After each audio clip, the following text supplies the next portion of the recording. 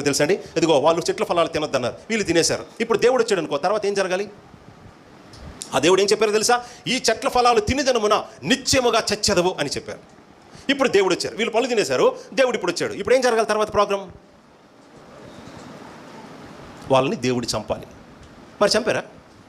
ఆయన ఏమంటున్నాడు తెలుసా? ఇదిగో ఈ చెట్ల ఫలాలు తిని దినమున అదే రోజు నిత్యముగా చచ్చేది అని చెప్పారు. కానీ ఆయన వచ్చి ఎలాగ చంపాలో మాట్లాడాలి. కానీ ఆయన ఏమంటున్నాడు తెలుసా? ఇదిగో ఎక్కడి నుంచి నువ్వు చెమట కారుస్తూనే కష్టపడి బతుకుతావు అన్నాడు ఆయన. అంటే ఆ రోజు చచ్చిపోడు అనమాట. ఎక్కడ నుంచి నువ్వు చెమట కారుస్తూనే కష్టపడతావు, నువ్వెంత కష్టపడినా ఈ భూమి నీకు మంచిగా ఫలం ఇవ్వదు, గచ్చపొదల ఇస్తుంది. అంటే ఈరోజు నన్ను చంపట్లేదా? ఆ మాటకు అర్థం అదే. ఆ స్త్రీకి ఏమన్నాడు తెలుసా? ఎక్కడి నుంచి నువ్వు పురుటి నొప్పులు ఘోరంగా పడే పిల్లల్ని కంటావు అని అన్నాడు. అంటే అప్పటి వరకు వాళ్ళొక పిల్లల్ని కూడా కనలేదండి.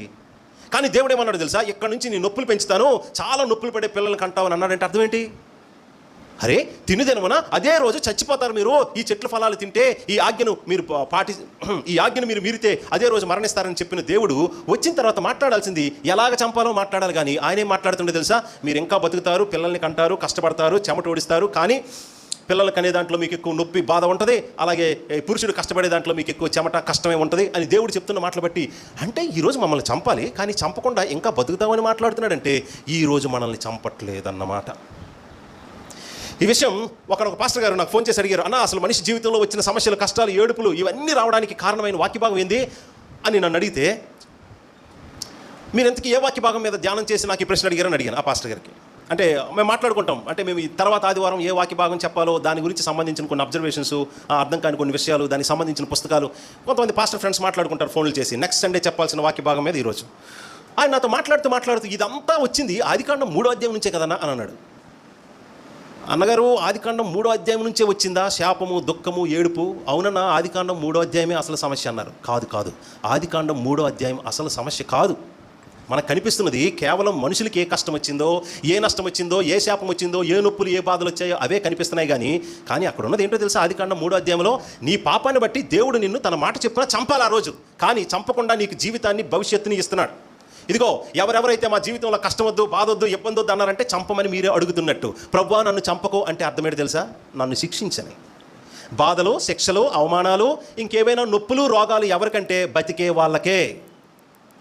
నాకు అవేవి వద్దు అంటే చంపమని మీరు కోరుతున్నట్టే. దేవుడు ఇక్కడ వీళ్ళని చంపితే ఈ కష్టాలు, నొప్పులు, రోగాలు, శాపాలు, భయాలు ఇంకొండవు, అక్కడే చంపి నరకంలో వేస్తాయి.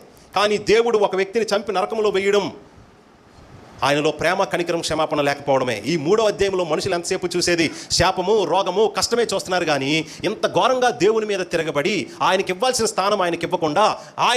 స్థానం ఇవ్వకుండా హృదయంలో ఏదో ఒక విగ్రహాన్ని పెట్టుకొని దేవుని తృణీకరించినందున ఆయన వద్దని చెప్పిన పని చేయడం వల్ల, అంటే పాపం చేయటం వల్ల అసలు మానవునికి మరణం రావాలి, నరకానికి వెళ్ళాలి. కానీ దేవుడు మనిషిని చంపకుండా ఆ రోజు ఏం చేశారో తెలుసండి? ఇదిగో ఈ 19, 20, 21 వచనాల్లో ఏం చేశారో చూడండి. నీవు నేలకు తిరిగి చేరు వరకు నీ ముఖపు చెమట కార్చి ఆహారము తిందువు, ఏలయనగా నేల నుండి నీవు తీయబడితివి, నీవు మన్నే గనుక తిరిగి మన్నైపోదు అని చెప్పెను. ఆదాము తన భార్యకు హవ్వ అను పేరు పెట్టెను, ఏలయనగా ఆమె జీవము గల ప్రతివానికి నీ తల్లి. ఇంతకీ ఈ మాట చెప్పే టైంకి దేవుడు ఏం చేస్తున్నాడో తెలుసా? వెళ్ళిపోయాడు అనుకున్నారు. దేవుడు వెళ్ళలేదు, అక్కడే ఉన్నాడు. మరి ఏం చేస్తున్నాడు? 20, 21 వచనాలు, ఈ 2 వచనాలని మీరు జాగ్రత్తగా ధ్యానిస్తే ఏమర్థమవుతుందో తెలుసండి? షాకింగ్, అద్భుతమైన సత్యం. ఇదివరకే మీరు వినే ఉంటారు, మంచి సేవకులు, చదువుకున్న సేవకులు కాబట్టి, కష్టపడి ప్రార్థన పూర్వక చెప్తారు కాబట్టి విషయం మీకు తెలిసే ఉంటుంది. కాకపోతే ఈ లాజిక్తో చూడండి. ఏంటి?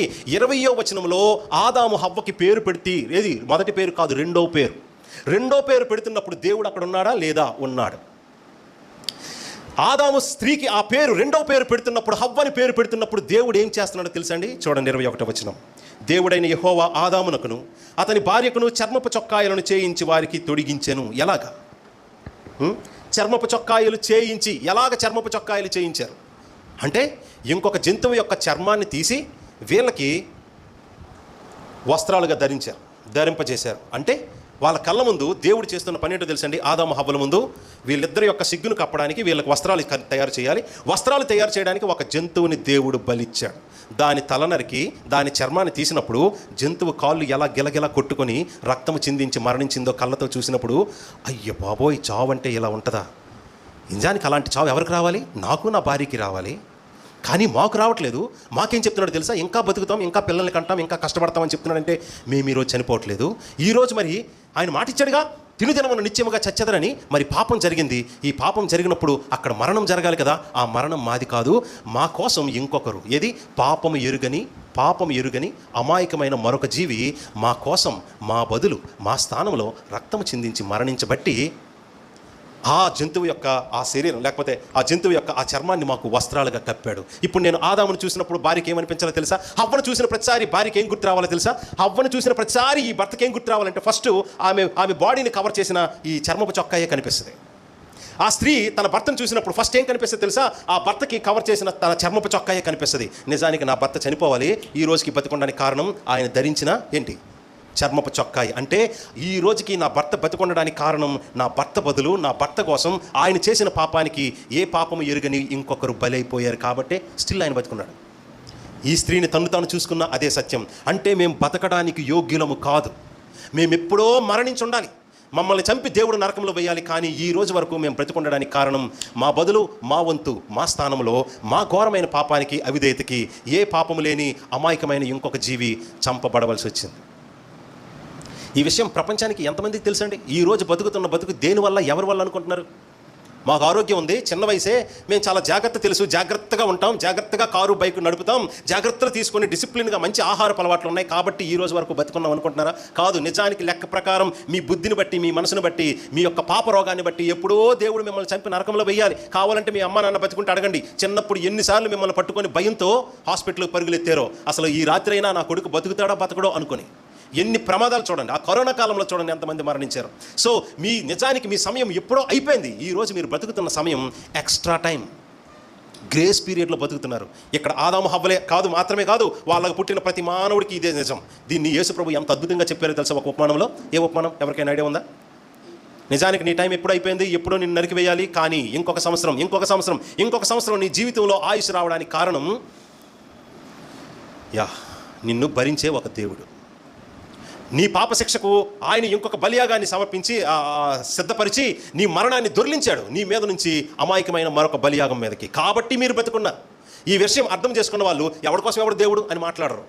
ఈ జీవితంలో కూడా ఎవరు పడితో వాళ్ళతో ఎంతసేపు అసూయ ద్వేషాలతో పోటీ పడరు. అసలు నేను బతకడమే ఎక్కువ, ఇంకా దేవుడిని ఆశీర్వదించమని ఎలగడగలను నా పిచ్చి మొహం వేసుకొని. అసలు దేవుడు నన్ను బతికి, మీకు అర్థమవుతుంది ఈ విషయం నా గురించి కాదు, ఇది ఆదాము హవ్వల గురించి, వాళ్ళు కనిన ప్రతి మానవుడి గురించి ఇదే సత్యం. బ్రతకడం ఎవడి కోసం బ్రతకం అన్నట్టు ఒక గర్వాంధులుగా బతికేస్తున్నారు. కానీ అసలు ఎప్పుడుకో మీరు చచ్చూరుకోవాలి, నరకానికి వెళ్ళిపోవాలి. కానీ ఈ రోజు వరకు మిమ్మల్ని ఆయన దీర్ఘశాంతంతో భరించి కాపాడి పోషించి ఏమీ తక్కువ చేయకుండా ఉంటే ఆ దేవునికి డిమాండ్లు పెట్టడం ఎంత రైట్ సార్ మీకు? నీ చర్చకొచ్చా, పైసలు ఇచ్చా, భక్తిగా ఉన్నా, ఉపవాసాలు ఉన్నాను, ఎవరి కోసం ఇవ్వవు అన్నట్టు దేవుని దగ్గర ఎవరు ఉండడం. అసలు మీకు ఆ దేవుని గురించి ఏమీ అర్థం కాలేదు. అసలు దేవుని గురించి కాదు, ముందు మీ గురించి మీకే అర్థం కాలేదు. మీ పాప రోగం ఏంటో అర్థమైతే, ప్రవ్వా నాకేదో ఇవ్వాలని నేను కోరుకుంటున్నాను, ఇంతవరకు ఉద్యోగం ఇస్తామని, పెళ్లి చేస్తామని, పైసలు ఇస్తామని, ఇంకెక్కడికో తీసుకొని వెళ్తామని అనుకుంటున్నాను. కానీ అసలు నేను బతికొండడానికే అయోగ్యుడిని. ఇంకా నేను నోరు తెరిచి నేను ఏది ఇవ్వదు ఎలా మాట్లాడగలను నేను? అసలు చూసారా భక్తి ఎందులో నుంచి వస్తుందో? చూసారా హంబుల్నెస్ ఎందులో నుంచి వచ్చిందో? హంబుల్నెస్ అంటే ఏంటి? దీనత్వం, తగ్గించుకోవడం, కులాన్ని బట్టి హెచ్చించుకుంటాం, ఒకరు కనిపించే విధానాన్ని బట్టి వాళ్ళ బ్యాక్గ్రౌండ్ చాలా అల్పమైన వాళ్ళని మనల్ని హెచ్చించుకుంటాం. మనకేదో మంచి బట్టలు ఉన్నాయని, మంచి రూపురేఖలు ఉన్నాయని, రంగు ఉందని.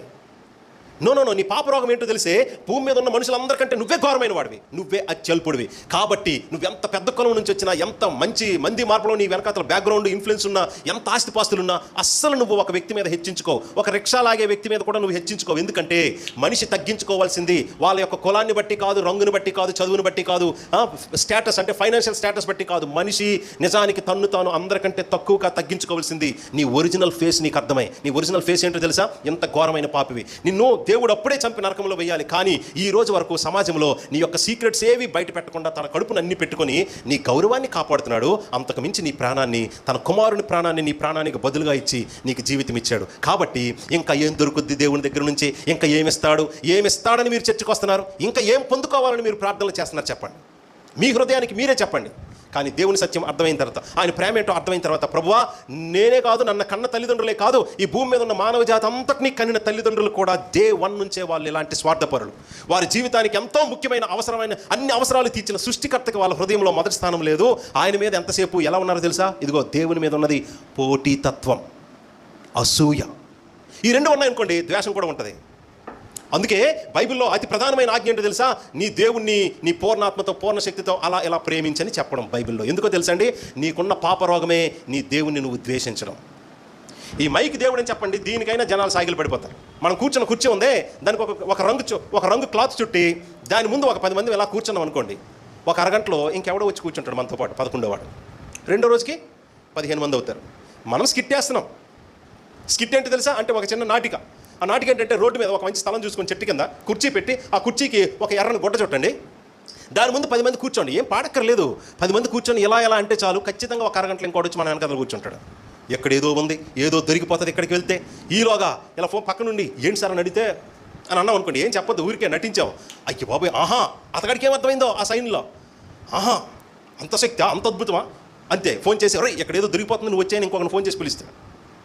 దేవుడు అంటే ప్రపంచంలో దేన్నైనా మొక్కేస్తారు కానీ, దేనికైనా కమిట్మెంట్ ఇచ్చేస్తారు కానీ, సాగిలు పడిపోతారు కానీ, అసలైన నిజమైన సృష్టికర్తను మాత్రం చూడరు. ఆ గౌరవంతో, ఆ చూపుతో చూడరు. ఇది అసలైన రోగం. మీకు అర్థమవుతుందా? నిజమైన సృష్టికర్త అయిన దేవుని మీద ద్వేషము చూపడమే. అలా ద్వేషించడానికి కారణం ఆయన మీద పోటీతత్వం. పోటీతత్వం ఉందంటే అసూయ ఉంటుంది. అసూయ, పోటీతత్వం 2 ఉన్నాయంటే ద్వేషం ఉంటుంది. అది ఎక్కడైనా మీరు ఆలోచించుకోవచ్చు. దేవుని మీద అసూయ ఉందని మీరు ఎలా చెప్తున్నారంటే, ఇది తింటే దేవునిలా అయిపోతారంటే ఖచ్చితంగా అక్కడ ఉన్నది అదే కోరిక. దానికి పౌలు గారు ఏమని అన్నారు తెలుసా? దురాశ. ఆశ కాదు, దురాశ. ఆశలు ఉండొచ్చు, అందులో మంచి ఉంటాయి, కానీ అందులో దుష్టత్వం, పాప స్వభావంతో ఉన్న ఆశని దురాశ అన్నారు. సో మానవునికి మొదట ఉన్న దురాశ ఏదో తెలుసా? సృష్టికర్త ప్లేస్ తీసుకోవాలని.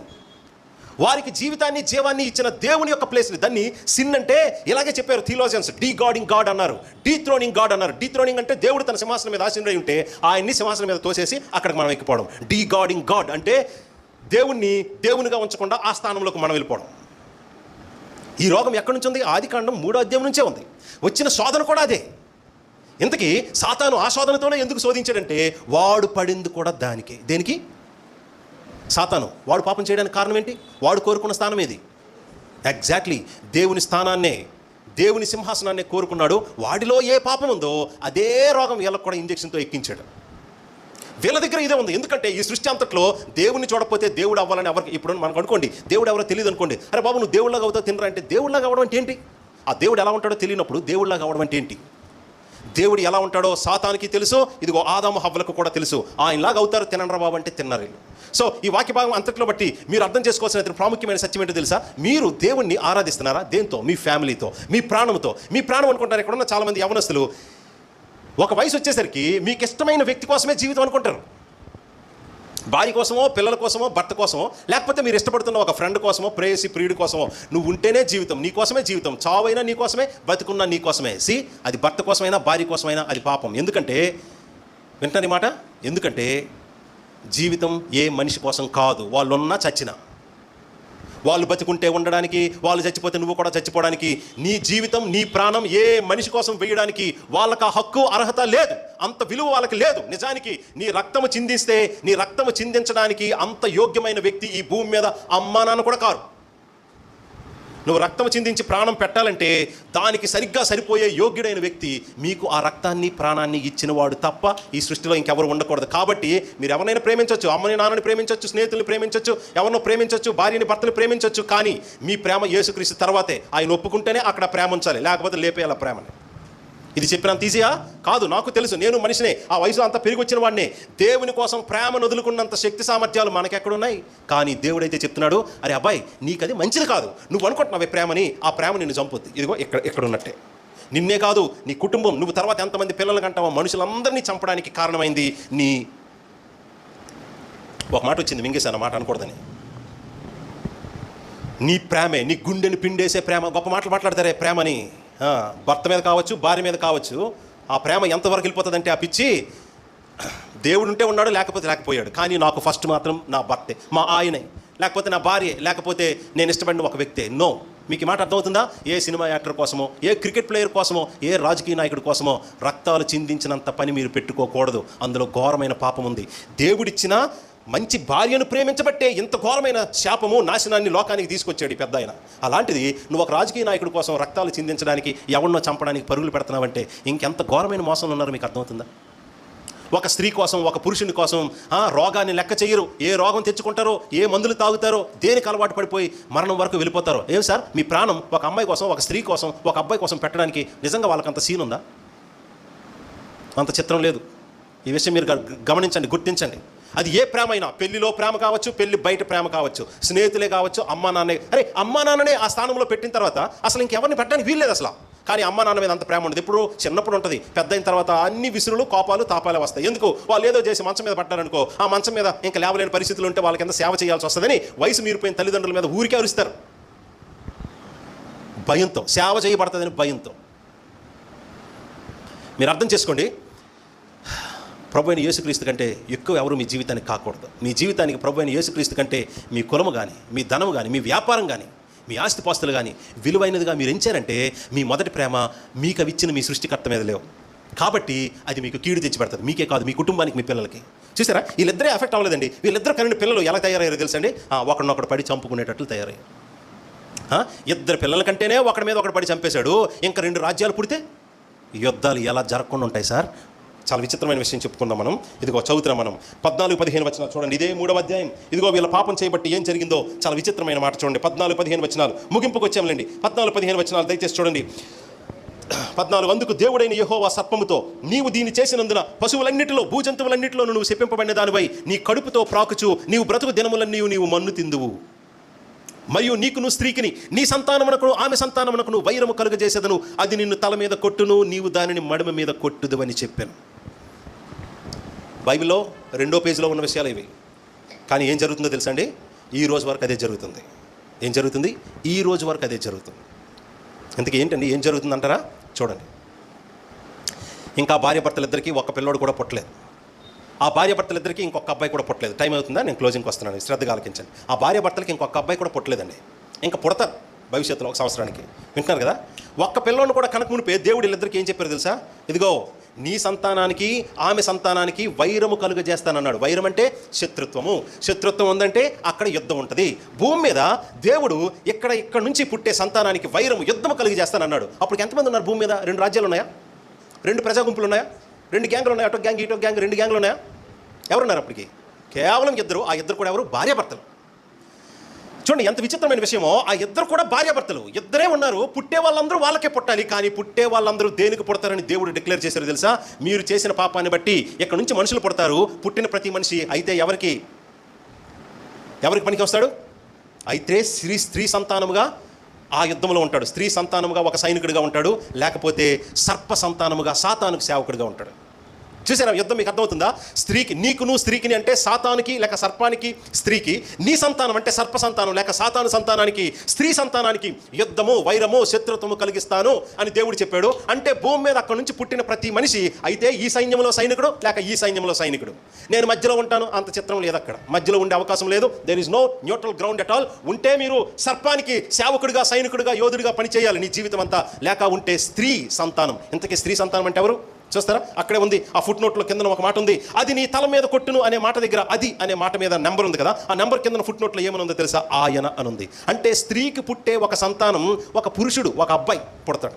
ఆయన ఎవరు అంటే ఆఫ్ కోర్స్ మనకు తెలుసు ఈ విషయం. ప్రకటన గ్రంథం 12వ అధ్యాయంలో దేవుడు రాయించారు. ప్రకటన గ్రంథం 12వ అధ్యాయంలో మీకే తెలుసు కదా, సూర్యుని ధరించి చంద్రుని మీద నిలిచి ఆ స్త్రీ ఉంది. ఆ స్త్రీ గర్భిణీ స్త్రీ. ఆ స్త్రీ బిడ్డను కనబోతున్నది. ఆ బిడ్డను కనబోతుంటే ఒక ఎర్రని మహాఘట సర్పం ఆ కనబోతున్న బిడ్డను మింగివేయడానికి రెడీగా ఉంది. ఈ విషయం అంతా ప్రకటన 12వ అధ్యాయం మొదటి 5 వచనాల్లో ఉంది. మరి ఆ స్త్రీ బిడ్డను కనగానే ఆ బిడ్డను మింగివేయడానికి ఈ ఎర్రని మహాఘట సర్పం సిద్ధంగా ఉంది కదా. మరి మింగివేసిందా అంటే మింగలేకపోయింది. ఆయన నాశనం చేయలేకపోయింది. ఆ బిడ్డ ఏమయ్యాడో తెలుసా? దేవుని సింహాసనానికి ఆయన కొనిపోబడ్డాడని 5వ వచనంలో చెప్పబడింది. ఇంతకీ ఈ విషయం అంతా ఎందుకు రాసింది చెప్పాను తెలుసండి? బైబిల్ మొదటి పేజీలో, 2వ పేజీలో ఏముందో బైబిల్ చివరి పుస్తకంలో అదే రాయించాడు. చరిత్ర దేంతో ప్రారంభించాడో దాని అంతానికి వచ్చాం అని చెప్పడానికి ప్రకటన గ్రంథం 12వ అధ్యాయంలో రాయించారు. చరిత్ర బిగినింగ్ ఏముందో తెలుసా? అప్పటికి భార్యాభర్తలకు ఒక్క పిల్లోడు కూడా పుట్టలేదు. పుట్టబోతున్న ప్రతి మనిషి ఎవరి కోసం పుడతారో తెలుసా? అయితే సాతానికి సేవ చేసే వాడి వైపు, లేకపోతే ఈ స్త్రీ కనిన సంతానం క్రీస్తు వైపు. వీరిద్దరి మధ్యన యుద్ధం. ఎంతకీ స్త్రీ ఎవరు? చర్చ అని చెప్తారు కొంతమంది. కాదు, చర్చ అవ్వదు. ఎందుకంటే ఆ స్త్రీ కంటే క్రీస్తు పుట్టాడు, కానీ సంఘాన్ని ఆయన సంపాదించాడు, దాన్ని వివాహం చేసుకోబోతున్నాడు. కాబట్టి స్త్రీని సంఘాన్ని వధువు సంఘం అన్నారు. అంటే క్రీస్తు పెళ్లి చేసుకోబోతాడని ఒక మంచి అలంకారప్రాయంగా రాయబడింది. కానీ ఆ క్రీస్తును కనిన స్త్రీ ఎవరంటే నేషన్ ఇజ్రాయెల్. అసలు దేవుడు ఈ ఆదికాండం ఈ 3వ అధ్యాయం ఈ విషయాలన్నీ ఏ టైంలో రాయించారు? ఎప్పుడో ఆదాము హవ్వలు ఉన్నప్పుడు రాయించలేదు. అదంతా జరిగిపోయిన తర్వాత ఇజ్రాయెల్ ప్రజల్ని ఆ కనాను ల్యాండ్లోకి ఐగుప్తు నుంచి నడిపిస్తున్నప్పుడు అప్పుడు ఈ విషయాలన్నీ మోషేకి చెప్పి రాయించాడు దేవుడు. ఎందుకో తెలుసా? అరే అబ్బాయి, ఆ స్త్రీ మీరే. ఈ స్త్రీ ఒక బిడ్డను కనబోతుంది. ఆయనే దేవుని కుమారుడు, లోకరక్షకుడు, ప్రభు అయిన యేసుక్రీస్తు. ఆయన వైపు ఉన్న వాళ్ళు దేవుని వైపు ఉన్నట్టు, ఆయన వైపు ఎవరెవరు ఉండరు వాళ్ళందరూ సర్పం వైపు ఉన్నట్టు. ఇప్పుడు పెళ్ళిళ్ళు చేసుకోవచ్చు సహోదరులు, మీ ఇంట్లో వాళ్ళకి పెళ్లి చేయాలనుకోవచ్చు. మీరు ఆలోచించండి, మీరు పెళ్లి చేయాలనుకుంటున్న వ్యక్తి, అమ్మ పిల్లలు వినండి శ్రద్ధగా, మీరు ఇష్టపడే వ్యక్తి అయినా, మీరంటే ప్రాణం ఇచ్చేస్తా అని చెప్పే ఏ అబ్బాయి అయినా ఏ అమ్మాయి అయినా, నిజానికి ఇంతకీ వాళ్ళు ఎటున్నారు? ఎటున్న వ్యక్తిని మీ ఇంటికి పెళ్లి చేసుకొని తెచ్చుకోవాలనుకుంటున్నారు? ఎటున్నారు? ఎవరితో ఇలాంటి సంబంధం పెట్టుకోవాలనుకుంటున్నారు? అసలు మీరు మీ జీవిత భాగస్వామిగా మీరు కోరుకుంటున్న ఆ వ్యక్తి నిజానికి ఎవరికి సేవకుడు, ఎవరికి సైనికుడు? సర్పానికా, క్రీస్తుకా? ఆ స్త్రీ ఇజ్రాయెల్. ఇజ్రాయెల్ దేశమే ఒక స్త్రీగా అలంకారప్రాయంగా చెప్పబడింది. ఎందుకంటే ఆ స్త్రీకి ఇచ్చిన వివరణ అంతా చూస్తే ఇజ్రాయెల్కి సంబంధించిందే. ఆ ఇజ్రాయెల్కి పుట్టిన లోకరక్షకుడు క్రీస్తు, ప్రభువైన యేసు. ఈ ప్రభువైన యేసు క్రీస్తు వైపు ఎవడైతే ఉండడో ఈ రోజుకి జీవితంలో వాళ్ళందరూ ఉన్నది సర్పానికి సంతానంగానే. కాబట్టి క్రీస్తు యొక్క సంతానం ఈ బ్యాచ్కి ఆ బ్యాచ్కి ఎప్పుడూ వైరం, యుద్ధం జరుగుతుంది. కాబట్టి మీరు పుట్టిన పుట్టుకే యుద్ధం కోసం. మనం ఈ జీవిత కాలంలోనే ఆశీర్వాదాలు వచ్చేయాలి, మంచిగా సెటిల్ అయిపోవాలి, గొప్పలు అయిపోవాలని కోరుకుంటారు. కానీ అసలు మీ పుట్టికే కాదు, ఈ భూమి మీద ఉన్న ప్రతి మానవుడి పుట్టిక యొక్క అతి ప్రాముఖ్యమైన ఉద్దేశం యుద్ధం. ఆ యుద్ధం దేవునిది, దేవుని శత్రువైన సాతానుది. ఎవరైతే ఈ స్త్రీ వైపు, ఆ స్త్రీ కనిన ఆ కుమారుడైన యేసుక్రీస్తు వైపు ఉండరో వాళ్ళందరూ ఉన్నది ఇదిగో ఈ ఇజ్రాయెల్ నుంచి వచ్చిన ఈ లోకరక్షకుడైన యేసుక్రీస్తుకి, వారికి చెందిన వ్యక్తులకి ఇదిగో అగ్నిస్ట్గా ఉన్నారంటే దేవునికి అగ్నిస్ట్గా ఉన్నారు. చూసారా ఈ మధ్యకాలంలో ఏం జరిగిందో? రైట్ నౌ ఇప్పుడే ఇది జరుగుతుందని చెప్పడానికి కారణం ఏంటంటే ఆ స్త్రీ లేకుండా చేయడానికి ఆమె మీద వైరముతో ప్రపంచంలో ఉన్న రాజ్యాలన్నీ యుద్ధం చేస్తున్నాయి. ఈ రోజుకి ఇజ్రాయెల్కి యుద్ధం జరుగుతుంది. ఈ రోజు కూడా ఇజ్రాయెల్ మీదకి యుద్ధం జరగడానికి ముఖ్యమైన కారణం ఇదిగోండి, బైబిల్లో చరిత్ర ఆరంభంలో దేవుడు ప్రారంభించిన యుద్ధం అది. దేవుడు ఆరంభించిన శత్రుత్వం అది. అందులో ఉన్నది దేవదత్తలు కాదు, పడద్రోయబడిన దెయ్యాలు కాదు, అందులో ఉన్నది మనుషులే. ఇటువైపు ఉన్నది మనుషులే, ఆ బ్యాచ్ వైపు ఉన్నది మనుషులే. కాబట్టి మీరు అర్థం చేసుకోవాలి, ఎంతకీ మీ ప్రయాణం ఎటు, ఎవరికి ఎగ్నిస్ట్గా మీరు యుద్ధం చేస్తున్నారు, ఎవరి కోసం సేవ చేస్తున్నారు అంటే మీ జీవితము, మీ జీవిత సాక్ష్యం అంతా ఎవరి కోసం సేవ, ఎవరికి సేవకుడుగా ఉన్నారు. సో మీకు అర్థమవుతుంది కదా, యేసుక్రీస్తుకు మీరు సేవ చేయట్లేదు, ఆయనకి మీరు ఉపయోగపడట్లేదు, ఆయనకి సైనికునిగా ఒక యోధునిగా మీరు పనిచేయట్లేదంటే మీరు యేసుక్రీస్తు మీదకే, అంటే ఈ భూమిని, ఆకాశాన్ని, లోకాన్ని సృష్టించిన దేవుని మీదకే మీరు యుద్ధం చేస్తున్నారు. ఇలా యుద్ధం చేయడానికి కారణం ఏంటో తెలుసండి? అదిగో అక్కడే ఉంది 12వ అధ్యాయం. ఆ ఒక్క మాట చదువుకుందాం, ప్రార్థనలోకి వెళ్దాం. ప్రకటన గ్రంథం 12వ అధ్యాయం చివరిగా ఈ మాట చూసుకుందాం. దయచేసి చూడండి, ప్రకటన గ్రంథం 12వ అధ్యాయం. ఈ సందర్భంలో ఈ మాటలన్నీ చెప్పడానికి ముఖ్యమైన కారణం, మీ జీవితం ఆశీర్వాదం కోసం కలలు కనడం అంత రైట్ కాదు ఇప్పుడు.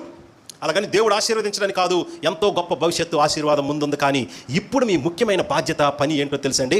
మీరు యుద్ధంలో ఉన్నారు. ఈ యుద్ధంలో సైనికుడిగా దేవుడు మిమ్మల్ని సృష్టించాడు. అయితే ఇంతకీ మీరు ఎవరి సైన్యంలో ఉన్నారు? మీ నాయకుడు ఎవరు? సర్ప సంతానమా, లేక దేవుని కుమారుడు లోకరక్షకుడైన యేసుక్రీస్తా? ఇంత సత్యం బైబిల్లో ఎప్పుడో రాయించబడింది కదా, ఇంత క్లియర్గా బైబిల్లో సందేశం ఉంది కదా. ఇప్పటికీ ఇజ్రాయెల్ దేశం మీద ప్రపంచం అంతా కలిసి ఆ యుద్ధాలు చేస్తూ ఉన్నారు కదా. ఎందుకు మనుషులు అలా ఉన్నారు? ఇంత క్లియర్గా బైబిల్లో చెప్పబడిన తర్వాత అంటే ఇదిగో మనుషులందరూ ఎందులో ఉన్నారో చూడండి. 9వ వచనం 12వ అధ్యాయం ప్రకటన గ్రంథం. సర్వలోకమును మోసపుచ్చుచు అపవాదనియు సాతాననియు పేరు గల ఆది సర్పము, ఆ మహాఘట సర్పము పడద్రోయబడెను. ఇదంతా ఎప్పుడు జరిగిందో తెలుసండి? ఇంకా జరగలేదు, ఫ్యూచర్లో జరుగుద్ది. వాడు పడద్రోయబడెను అనే ఆ మాట ఎప్పుడు నెరవేరుద్దో అంతవరకు ఏం జరుగుద్దో తెలుసండి? జనాలను మోసగించి వాడి వైపే తిప్పుకొని ఇజ్రాయెల్ మీదకి, ఆ ఇజ్రాయెల్లో నుంచి వచ్చిన లోకరక్షకుడు దేవుని కుమారుడైన ప్రభు అయిన యేసుక్రీస్తు మీదకి, ఆ యేసుక్రీస్తుని అనుసరిస్తున్న వారి మీదకి ఒక పెద్ద యుద్ధం ఉంది. అలాగ మనుషులందరినీ మాయతో, మోసముతో, అబద్ధముతో వాడి వైపు తిప్పుకొని యుద్ధానికి తీసుకొని వస్తున్నవాడు అన్ని కాలాల్లో ఇదిగో వాడు సాతాను. అది. సో ఈరోజు ఈ మాటలన్నీ మీరు అతి ప్రాముఖ్యంగా గుర్తు చేసుకోవాల్సింది ఏంటో తెలుసండి? మీ జీవితంలో, మీ కుటుంబంలో ఇంకెవరు ఉన్నారో వాళ్ళ జీవితంలో, మీ పిల్లలు, వాళ్ళ వివాహాలు ఎవరి కోసం, దేనికోసం అంటే ఈవెన్ మీ ఇంట్లో ఒక పిల్లలు పుట్టినా కానీ, మీకు అర్థమవుతుందా? పిల్లలు పుట్టినా కానీ వాడు ఏమవ్వాలని మీ ప్రార్థన అవ్వాలో తెలుసా? మీ ఇంట్లో పుట్టిన ఆ పిల్లవాడు, మనవడే కావచ్చు, మనవరాలే కావచ్చు, వాడి ఇట్టి పరిస్థితిలో సర్పానికి ఉపయోగపడకూడదు, క్రీస్తుకు ఉపయోగపడాలి, దేవునికి ఉపయోగపడాలి. అలాగా మనల్ని సృష్టించిన సృష్టికర్త మీదకే మనల్ని యుద్ధానికి తీసుకెళ్లేటట్లు నిజముతో కాదు అబద్ధముతో మోసగిస్తున్నాడు. అలాంటి అబద్ధముతో, మోసముతో మనుషులందరినీ, వాళ్ళని సృష్టించి అద్భుతమైన జీవితం ఇచ్చిన సృష్టికర్త మీదకే యుద్ధానికి తీసుకెళ్తున్న ఆ శక్తి కలిగిన సాతాను చేతిలో నుంచి మీ పిల్లలని, మీ ఇంటి వారిని, మీ తోబుట్టువులని రక్షించుకోవడానికి మీకున్నది ఒకే ఒక్క ఆయుధం. ఆ ఆయుధం సత్యం, నిజం. ప్రపంచం అంతా అబద్ధాన్ని నమ్ముతున్నారు కాబట్టి మోసగింపబడి సృష్టికర్త మీద తిరగబడడానికి తయారవుతున్నారు అందరూ. కానీ మీరు అందులో నుంచి ఎవరినైనా ఇందులోకి తీసుకొని రావాలంటే ఇదిగో బైబిల్ మీరు చదువుతున్నారు, దాని అర్థం మీకు అర్థమైంది. ప్రపంచ ఆరంభంలో మొదటి 2 భార్యాభర్తలు ఉన్నప్పుడే వాళ్ళకి సంతానంగా భూమి మీద ఉన్న మానవ జాతి అంతా రాబోతున్నారు. వాళ్ళకే దేవుడు ఇచ్చిన పేరు అది, వాళ్ళకే దేవుడు చెప్పిన సందేశం అది. ఎక్కడి నుంచి మనుషులు పుడతారా? పుట్టిన ప్రతి మనిషి ఉంటే నాకు ఎగ్నిస్ట్గా ఉంటాడు, లేకపోతే నాతో నా యుద్ధం చేయడానికి నాకు సైనికుడిగా ఉంటాడు. ఇంతకీ మీరు ఎట్టున్నారని మీరు అనుకుంటున్నారు? ఒకవేళ మీరు ప్రభు అయిన యేసుక్రీస్తునందు నిజంగా విశ్వాసం ఉంచి ఆయనకి నేను ఉపయోగపడాలని ఆశ మీకు కానీ లేకపోతే మీరు మోసంలో ఉన్నట్టే. మీ ఆశీర్వాదం తర్వాత, మీరు అడుగుతున్న తర్వాత, దానికంటే ముఖ్యంగా మీ దగ్గర ఉండాల్సింది ఏంటో తెలుసా? ప్రభువా, నేను నిజంగా నీ సేవకుడినైతే, నేను నీ నాయకత్వానికే ఇష్టపడిన వాడినైతే, నేను నీ సైన్యంలో ఉన్నవాడినైతే, నా వల్ల నీకేం జరగాలో చెప్పు, నేను చేస్తాను అని అనాలి. కానీ క్రైస్తవులు ఈ రోజు వరకు ఎలా ఉన్నారు తెలుసా? చివరి మాటలు, ఈ రోజు వరకు క్రైస్తవులు ఎలా ఉన్నారు తెలుసా? ఈ ఎగ్జాంపుల్తో సింపుల్గా అర్థం చేసుకోవచ్చు. పిల్లలు చిన్నగా ఉన్నప్పుడు తల్లిదండ్రులకు ఎలా అడుగుతారు తెలుసా? వాళ్ళు రోడ్డు మీద వెళ్తున్నారు అనుకోండి, ఏదో షాప్లో ఏదో బొమ్మ చూశారు, సైకిల్ చూశారు. వెంటనే పిల్లోడు మనం ఎలా తల తిప్పేసి, నేనంటే నీకు ఇష్టమా కదా, నేనంటే నిజంగా నీకు ఇష్టమైతే అది కొన్నాను అంటాడు. సైకిల్కి, బ్యాట్కి, బాల్కి, ఐస్ క్రీమ్కి, ప్రతిదానికి నేనంటే నిజంగా నీకు ఇష్టమైతే అది కొను, ఇది ఇవ్వు, ఇది చెయ్యు అని అడుగుతారు పిల్లలు. అదే పిల్లవాడు ఒక వయసుకు వచ్చాడు, ఎదిగాడు. వాడేమంటాడు తెలుసా తల్లిదండ్రులకి? ఇంకా నువ్వు నాకేమిస్తావు, నువ్వు నాకు ఇస్తేనే, నేను అడిగింది ఇస్తేనే నువ్వు ప్రేమిస్తున్నట్టు, నేను నిజంగా నీకు ఇష్టమైతే అది ఇవ్వు, ఇది ఇవ్వు అని అడగడు. ఒక వయసు వచ్చిన తర్వాత, మెచ్యూరిటీ వచ్చిన తర్వాత ఏమంటాడు తెలుసా? నా కోసం ఇంత కష్టపడ్డారు నా తల్లిదండ్రులు, ఇంకా ఏమిస్తారో కాదు, నీకేది ఇష్టమో చెప్పండి, నేను తెస్తా, నేను సాధిస్తా, నేను ఇస్తాను అని అంటాడు. నీకేం కావాలి చెప్పు డాడీ అని అంటారు. ఎదుగుదల ఉన్న పిల్లలకి, చిన్న ఎదుగుదల లేని పిల్లలకి ఇదే. సో ఎవరెవరైతే ప్రభు అయిన యేసుక్రీస్తులో ఇంకా ఆ ఎదుగుదల లేకుండా ఉంటారో, ఇంకా బాధ్యత కలిగిన ఆ ఎదుగుదల వయసుకు రాని వాళ్ళు, ఇంకా ఏమిస్తావు, ఇంకేం చేస్తావు, ఇంతేనా, వాళ్ళందరికీ ఇచ్చావు, నాకు ఎప్పుడు ఇస్తావు, ఎంతసేపు ఏమిస్తావు అనే బిజినెస్ ఉంటుంది దేవుని దగ్గర నుంచి. కానీ ఒక ఎదుగుదల, ఒక వయసు మెచ్యూరిటీ వచ్చిన వాళ్ళు, నేనేమి ఇవ్వాలో చెప్పు, నేనేం చేయాలో చెప్పు, చేస్తాను అనే మాట. సో ఇప్పుడు దీన్ని బట్టి మీరు ఆలోచించుకోండి. అలాగని దేవుణ్ణి ఏం అడగొద్దని నేను అంటం లేదండి. ఏ మనసుతో అడుగుతున్నారు? ఇప్పుడు దేవుణ్ణి ఏమైనా అడిగితే ఎలా అడగాలో తెలుసా? ప్రభువా, నీ కోసం నేను ఇది చేయాలనుకుంటున్నాను, అందుకు నాకు ఇది అవసరం, కాబట్టి ఇది ఇవ్వు. మీకు అర్థమవుతుందా? ప్రభువా, నీ సంఘానికి ఇది అవసరం, నేను చేస్తాను, నా కుటుంబం చేసి పెడుతుంది, కాబట్టి మా కుటుంబానికి ఈ విషయంలో చేతులు బలపరచు. ఇదిగో మీ సంఘానికి, మీ ప్రజలకి, మీ సేవకులకి ఉన్న అవసరం నేను తీర్చడానికి నేను అందుబాటులో ఉంటాను. నేను అందుబాటులో ఉండాలంటే నాకు ఇది అవసరం, ఇది చెయ్యి, అది చెయ్యి. చూసారా, ఇప్పుడు ప్రార్థన ఉంది, ఇప్పుడు కూడా దేవుణ్ణి అడుగుతున్నాం, ఇప్పుడు దేవుణ్ణే చేయమని అడుగుతున్నాం. కానీ మోటివేషన్ మారిపోయింది. దేనికోసమో తెలుసా? నేను ఎంత గొప్పవాడినో ప్రపంచానికి ప్రూవ్ చేసుకోవడానికి కాదు, నన్ను నా ఎబిలిటీస్ని చూపించుకోవడానికి కాదు, నేను దేవునికి ఉపయోగపడాలి, దేవుని కుమారుడైన యేసుక్రీస్తుకు ఉపయోగపడాలి. యేసుక్రీస్తుకి దేవునికి ఉపయోగపడడం అంటే చర్చికి ఉపయోగపడమే. ఎందుకంటే సంఘం ఆయన శరీరం కాబట్టి, ఆయనకి సంఘానికి వేరుగా ఉండి మీరు యేసుక్రీస్తుని ఫాలో అవుతున్నారు అనుకోవడం అబద్ధం, మోసం. చర్చిలో ఏముందండి, అంతా రాజకీయాలు పాడైపోయిందండి అని చెప్పి మహానుభావులు ఏం చేస్తారంటే, ఆదివారం ఉదయం కూడాను టీవీలో ఎవరో ఒక అయ్యగారు మెసేజ్ చెప్తే వాళ్ళకే డబ్బులు పంపించి వాళ్ళ టీవీ. చర్చికి వెళ్ళడానికి ఇష్టం ఉండదు, ఎందుకంటే చర్చిల్లో వీళ్ళకి అన్ని లోపలికి. ఒకవేళ నిజంగా చర్చిల్లో నీకు అన్ని చర్చిల్లోని లోపలే కనిపిస్తే, ఇదిగో మీకేమంటాను తెలుసా నేను ఈ మాట అంటే, ఈ మాట మీకు కాదు, కొంతమంది చర్చ్ అంటే వాళ్ళకి ఈ చర్చ్ పట్ల ఎటువంటి ప్రాధాన్యత, ప్రాముఖ్యత కనిపించదు. కేవలం ఏదో వాళ్ళు బుర్ర తింటున్నారు, అడుగుతారు కాబట్టి తప్పనిసరిగా రావడం, కాకపోతే ఇష్టం ఉండదు. అలాంటి వాళ్ళకి కొంతమంది అయితే చర్చికి రాకుండా ఎక్కడో తిరుగుతున్న వాళ్ళు, ఇంట్లో ఉన్న టీవీతోనే సర్దుకునేవారు, వాళ్ళ గురించి మాట. చర్చిలు బాగలేవని చెప్తున్నా, నీకు ఏమైనా బుద్ధి ఉంటే నువ్వేం చేయాలో తెలుసా? నువ్వు ఒక చర్చి పెట్టేయాలి. ఎందుకు? చర్చి బాగా ఎలా ఉంటుందో నీకు తెలుసుగా మరి. ఆ చర్చిలో అది సమస్య, ఈ చర్చిలో ఇది సమస్య, ఈ చర్చిలో అది సమస్య. సో ఏ చర్చిలో ఏ సమస్య ఉందో, ఏది ఉండకూడదో నీకు ఇప్పుడు అర్థమైంది కాబట్టి ఆ సమస్యలు ఏమీ లేకుండా నువ్వు చర్చి పెట్టాలి. అలాంటి అంత సీన్ నీకు లేకపోతే నువ్వు ఇంకేం ఎక్స్ట్రాలు మాట్లాడకుండా తిన్నగెళ్ళి ఏ చర్చి బాగలేదంటావో ఆ చర్చిలోనే నువ్వు కూర్చోవాలి. అన్ని చర్చిల కంటే ఏ చర్చు ఘోరంగా ఫెయిల్యూర్ చర్చ్ అంటావో ఆ చర్చిలో నువ్వు కూర్చొని నేర్చుకోవాలి. నీ భక్తి అంత గొప్పదైతే, నీకు అంత రోషం ఉంటే నువ్వేం చేయాలో తెలుసా? ఏ లోపాలు లేని చర్చను నువ్వు స్థాపించి చూపించేయాలి. అది నీ వల్ల కాకపోతే వచ్చి సైలెంట్గా నోరు మూసుకొని కూర్చొని, దేవుడు ఆ సంఘంలో నీకు ఏ బాధ్యత ఇస్తే ఆ బాధ్యతను నమ్మకంగా నిర్వర్తించాలి. దేవుని సంఘానికి విలువ ఇవ్వని వారు దేవునికి విలువ ఇవ్వనట్టే. నేను దేవుణ్ణి కలుసుకున్నాను అనే మాటకు అర్థం న్యూ టెస్టమెంట్ థియాలజీ ప్రకారం సంఘాన్ని కలిశాను, అంతే. మీకు అర్థమవుతుందా? అసలు మన సంఘంగా ఎందుకు కూడుకుంటామో తెలుసా? దేవుణ్ణి కలుసుకుంటున్నాం. అది దేవుణ్ణి కలుసుకునే ఒకే ఒక్క చోటు చర్చ్ గ్యాదరింగ్, ఫెలోషిప్. సో సంఘానికి ఆ కమిట్మెంట్ లేని వారు దేవుణ్ణి ప్రేమిస్తున్నారు అనేది పెద్ద బోటకం, మరలా ఇంకొక రకమైన మోసం. కాబట్టి మీరు దేవుని యొక్క సైన్యంలో ఉన్నవారు కాబట్టి, దేవా ఇంతవరకు నా జీవితంలో ఎన్నో ఇచ్చావు, ఆయుష్ ఇచ్చావు, ఎన్నోసార్లు రోగాలు, సమస్యలు, హాస్పిటల్స్, వాటన్నిటిని కాపాడి ఈరోజు ఆయుష్ ఇచ్చావు, నేను అడిగింది ప్రతిదీ ఇచ్చావు, పెళ్లి చేసావు, బిడ్డలు ఇచ్చావు, ఏ పోషిస్తున్నావు, తిండి పెట్టి, చేతికో పని ఇచ్చావు చేయడానికి. కేవలం ఇంతవరకు నీ దగ్గర నుంచి అన్ని పొందుకున్నాను, కానీ నీకు నేను ఏమీ చేయలేదు. ఎక్కడి నుంచి అయినా నీకు నేను ఉపయోగపడడానికి ఏమైనా చేస్తాను, నన్ను బలపరచు, నాకు ఆలోచన ఇవ్వు, నాకు జ్ఞానం ఇవ్వు. ఎక్కడి నుంచి ప్రభువా? నీ దగ్గర నుంచి పొందుకోవడం కాదు, అడుగుతా. కానీ ఎందుకు అడుగుతానంటే నీ కోసం, నీ సంఘం కోసం, నీ రాజ్యం కోసం, నీ పరిచర్య కోసం, నేను నా ఇంటి వారు ఉపయోగపడినట్లు నా జీవితంలో, నా కుటుంబంలో ఈ కార్యాలు జరిగించండి అని దేవుని రాజ్యం కోసమే, ఈ యుద్ధం కోసమే మీరు దేవుణ్ణి ఏదడిగినా అది మెచ్యూరిటీతో ఎరిగి అడుగుతున్నట్టే. కానీ ఇప్పటికీ కూడా ఈ విషయాలు ఏవి మాకు అనవసరం, మాకు ఈ విషయాలు ఏవి తెలియదు, మేము చర్చకొచ్చిందే దేవుడు ఏదో ఇస్తే దాంతో బతికేద్దామని అనుకొని వచ్చే వాళ్ళందరూ ఇంకా స్టిల్ ఏ మాత్రం ఎదగకుండా ఉన్నారు. దేవుల్లో ఎదుగుదాం. దేవునికి మనము, మన కుటుంబం దేవుడిచ్చిన సంఘానికి ఆశీర్వాదకరంగా ఉందాం. సంఘంతో కలిసి దేవుని రాజ్యాన్ని స్థాపించడానికి పని చేద్దాం ప్రార్థనాపూర్వకంగా.